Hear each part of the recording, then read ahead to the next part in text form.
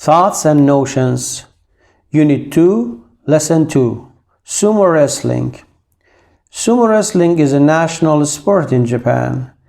Every year there are 6 tournaments and millions of Japanese watch them on television. A tournament is a series of matches. Sumo is almost as old as the nation of Japan itself. Stories say that there was sumo wrestling over 2,000 years ago.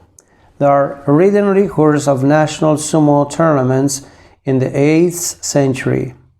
In many sports, athletes are thin and can move very quickly.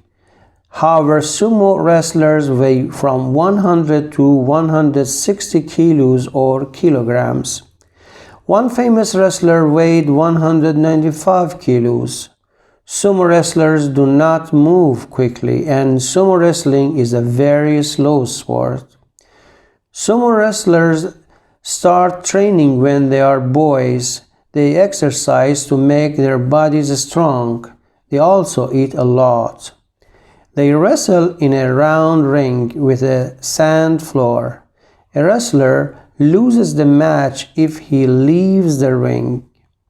He is also the loser if any part of his body except his feet touches the floor. Each wrestler tries to push the other down on the floor or out of the ring. Sometimes one wrestler just steps aside when the other wrestler rushes toward him. Then the wrestler who is rushing falls down or moves out of the ring. Sumo is not very popular in other countries, but the Japanese think that it's a very exciting sport.